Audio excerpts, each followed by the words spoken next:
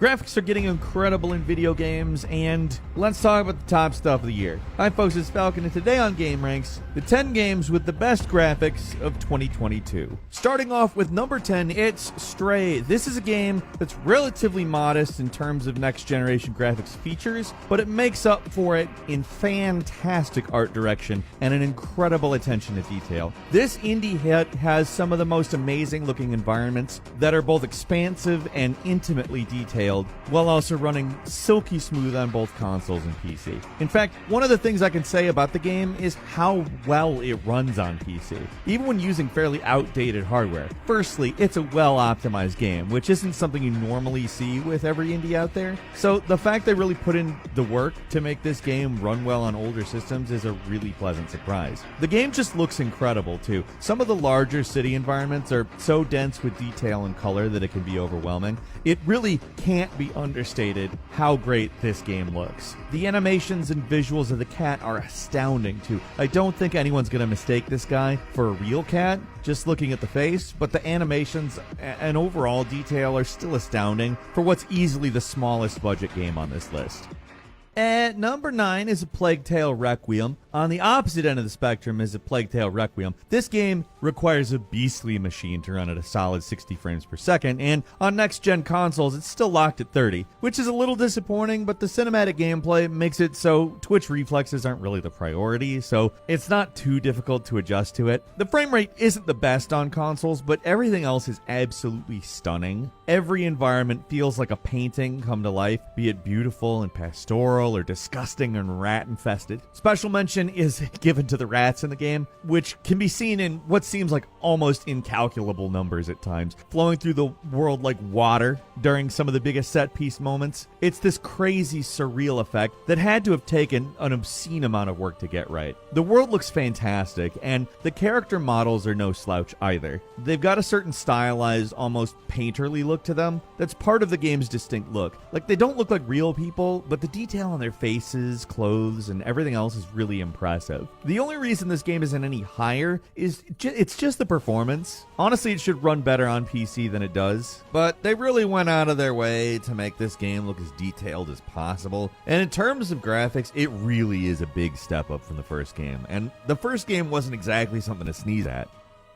At number 8 is Ghostwire Tokyo. Set in an impeccably modeled version of Tokyo's Shibuya district, Ghostwire Tokyo is both fantastic in terms of visuals and its unique sense of style. On top of the flashy and surreal visual effects are some amazing graphics that include ray-traced reflections and really make the rain-slickened city streets pop. Everything in this game is just so precisely detailed and rendered. The outdoors look fantastic, but the indoors especially can almost feel real at times with all the incidental details. As long as, there isn't a monster on screen or some of the ridiculous collectibles that, can't exist in real life. The contrast between the very real looking city combined with the supernatural elements give the game a really unusual feeling. Not exactly scary per se, but it's so bizarre it's definitely unsettling. And at least now, it runs great on both PC and consoles. It wasn't completely the case when the game first came out, but now it is playing without any problems. Ghostwire Tokyo is one of those games that just looks so good you have to stop and stare sometimes. It makes me want to take a trip to Shibuya sometime too. At number 7 is The Witcher 3 Wild Hunt Next Gen Update. Kinda hard to believe that Witcher 3 is nearly 8 years old. Not because it's still popular, but because the game still looks fantastic, especially on PC. And I'm talking without the update. Once you throw in this next gen update, this game looks incredible. Like, there's only a few major improvements, but they make a massive difference. There's 4K textures, there's ray tracing with reflections, shadows, and world lighting, and it all looks insane if you have a machine capable of running it. Like, just look at this stuff. It makes an already amazing looking game look even better, especially in places where you can really see greater details in the textures. And like seeing the ray tracing work in the city of Novigrad. For people with older PCs who just want to play the game or use mods, the next gen update isn't the most welcome, but the new visual updates really make the game look way better, even if the performance suffers a little bit as a result. I mean, it just looks stunning though. Look at this. At number 6 is The Last of Us Part 1. Naughty Dog, some of the best in the business when it comes to pushing visuals in their games. The Last of Us Part 1 wasn't made entirely by them, but the level of subtle details introduced to the remake of this frankly pretty old game at this point, I mean, it's a decade old, but you can't understate these things. The funny thing about this version is the game, at least at first, is kind of hard to tell what was even changed. But once you look at a side-by-side comparison of just how massive the graphical jump actually is, characters look more realistic than ever, the environments are incredible. Even if it's mostly building on what the original game did, it just cannot be denied how good some of these locations look. It's all, for all intents and purposes, nearly identical to the original game. It just looks so much better in every way. It's even a huge jump over the remaster, because all of the previous versions of the game are working mechanically exactly the same as the first, whereas there were a lot of new technologies introduced to this remake. And at the end of the day, it's a graphical update with some minor tweaks done to the classic game, so it's not getting brought up on a ton of end-of-the-year type lists, but at least in terms of graphics, Last of Us Part 1 is easily one of the best.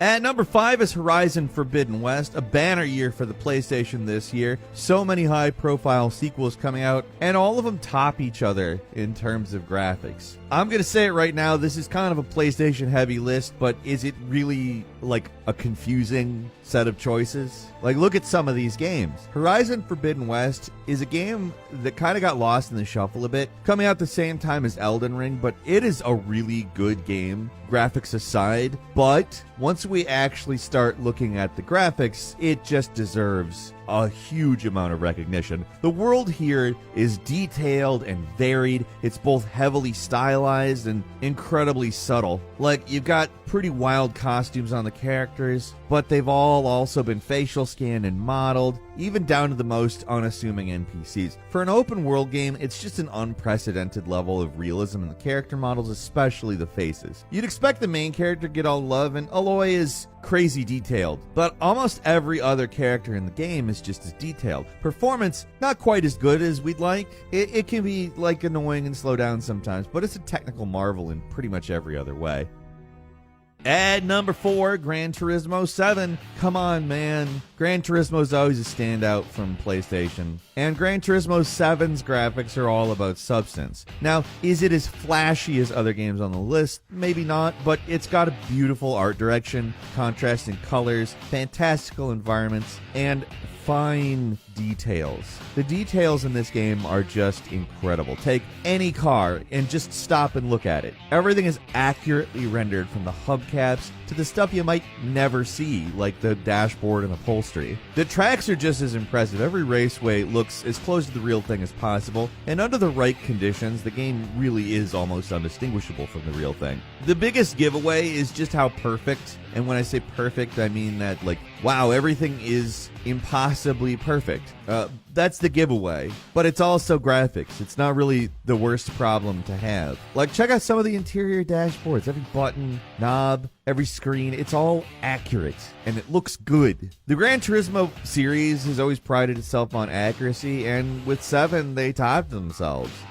At number 3 is Call of Duty Modern Warfare 2. Say what you want about the quality of the game. There are some pretty divisive opinions about it I've seen, but you really can't deny how impressive it looks. I'm going to say this, and it might be a bit of a nitpick. I don't really think it's quite as impressive as the 2019 Modern Warfare, but that's a crazy high bar to clear. That game has some photorealistic stuff in it. And while this game doesn't quite reach those highs, it's still incredibly good looking. The gun models are all-time best in the business. The character models are all scanned from real actors and animate fantastic. The environment's absolutely stunning. The game's more open approach is probably why we don't necessarily see that photorealism. There's more going on at any given time, more space, more stuff, etc. But it also serves the game well in some of the best levels. It legitimately looks real at times, and it doesn't have to use the previous game's crutch of darkness to do it. It's just one of the game's many highlights, with a varied and exciting campaign filled with some incredible looking levels. It's a game where they strive for virtual realism at times, and while it doesn't always pull it off, you can really see the money on the screen.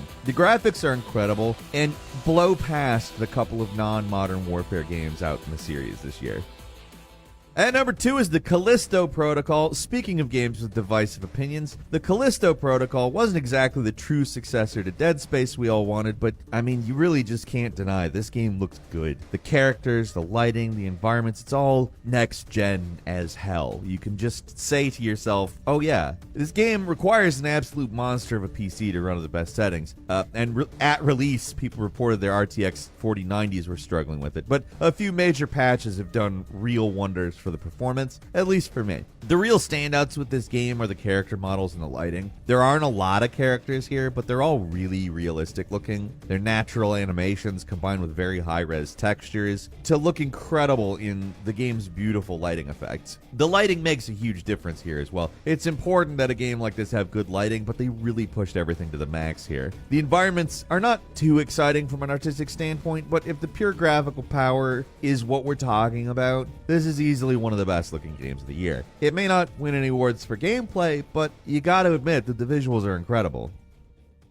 And finally, at number 1, God of War Ragnarok. Doi! The PlayStation had a great year, but they, of course, saved the best for last. In both artistic and technical aspects, God of War, I mean really the whole series, relative to its time period, is always an absolute masterpiece, visually speaking. But in this game, it's incredibly detailed character models, environments, beautiful effects that really come together to just make something huge. Everything looks incredible in this game, from the lavish cutscenes to the most subtle moments, and it all runs at just a rock-solid frame rate. All while keeping the game's gimmick of being a oneer, like there's never a camera cut in this game. It's a single seamless camera for the entire 40-hour journey. That's, I mean, maybe not as impressive as it was in 2018, but something about it feels impressive. Now, unlike the previous game, which was mostly set in the beautiful but kind of samey Lake of Nine, this game takes you all over the Nine Realms, and wow, do they all look amazing. The first place you visit, the Realm of the Dwarves, deserves special mention for looking all around fantastic. Like, Ragnarok is just this staggering achievement of a game that deserves every bit of hype it's getting, but a special mention should really be paid to the graphics. What's wild